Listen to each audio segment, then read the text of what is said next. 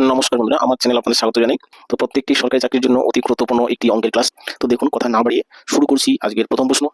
তো প্রথম প্রশ্ন বলেছে, যদি root over 0.0361x equal to 1.9 হয় তাহলে এক্স এর মান কত? আমরা কি করবো, ডাইরেক্ট বন্ধুরা সমান সমানের দুই পাশে একটা স্কোয়ার করে দিব। ঠিক আছে, স্কোয়ার করলে কি হচ্ছে দেখুন, এই স্কোয়ারের সাথে এই রুট চিহ্নটা কাটা যাচ্ছে। তাহলে থাকছে কত?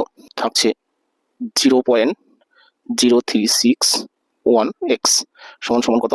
19 স্কোয়ার। 19 স্কোয়ার মানে কত বন্ধুরা? 19 স্কোয়ার মানে 361। ঠিক আছে, এবার এখানে যেহেতু এক ঘর আগে দশমিক ছিল, স্কোয়ার করার পর দুই ঘর আগে দশমিক হয়ে যাবে, ব্যাস। এবার আমরা সমাধানে চলে আসি। দেখুন, এই সংখ্যাটা আমরা ও পাশে নিয়ে যাবো।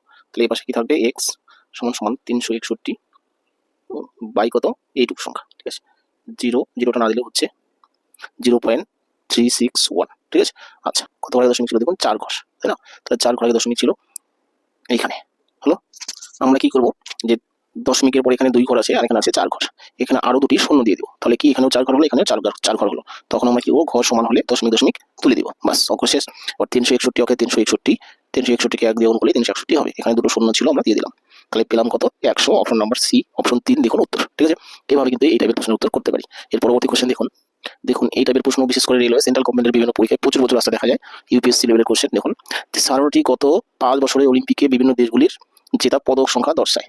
5 বছরে জেড দেশ কটি পদক জিতেছে? তাহলে ছকটা আমরা ভালোভাবে দেখবো। দেখুন, জেড দেশ কোথায় আছে? এখানে আছে জেড দেশ, তাই না? এবার জেড দেশ 2012 সালে কি 12টি পদক জিতেছে, 2013 সালে 2টি পদক জিতেছে, আচ্ছা, তারপরে 2014 সালে 1টি পদক জিতেছে, 15 সালে 5টি পদক জিতেছে, এরপরে 16 সালে 13টি পদক কিন্তু জেড দেশ জিতেছে, বাস। এবার কি প্রশ্ন করেছে?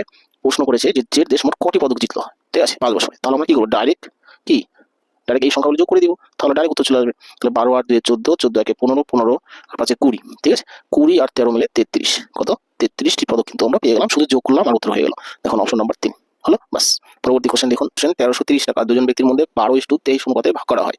ছোট ভাগটি যে পেয়েছে তার পরিমাণ কত? তাহলে দেখুন, খুব ইজি অঙ্ক দিয়েছে। আমরা কি করবো, এই অনুপাত দুটো আগে যোগ করবো। তাহলে 23 আর 12 মিলে কত হচ্ছে? 35 হচ্ছে, হলো 35। তাহলে অনুপাতের যোগফল হচ্ছে 35। এই 35 দিয়ে 1330কে আমরা ডাইরেক্ট ভাগ করে দিব। ঠিক আছে, 7কে 5 দিয়ে গুণ করুন, 5 7 35, তাই না? এবার 7 অক্ষে 7, এখানে 13 আছে, তাহলে 7 থেকে 13 পর্যন্ত 6, তাই না? 3 এর আগে 6 বসলে কত হচ্ছে? 63। 7 9 63 হলো, এই শূন্যটা এখানে বসবে। 5 3 + 15 16 17 18 19, আরো 4 থাকলো 40। তাহলে 5 8 40। তাহলে কাটাকাটি করে পেলাম কত? 38। এই 38টা কি ধ্রুবক সংখ্যা। 33 এর সাথে যদি আমি 12 গুণ করি তাহলে ছোট সংখ্যা পাবো, 23 গুণ করলে বড় সংখ্যা পাবো। এখানে বলেছে ছোট ভাগটি কত, তাহলে আমি ছোট সংখ্যাটা জাস্ট গুণ করে দিই, 12 হলো। তাহলে 8 বরং 96, 96 এর কত? 6, আর থাকলো 9, 3 বরং 36, 36 আর 9 45, তাহলে কত? 456 টাকা।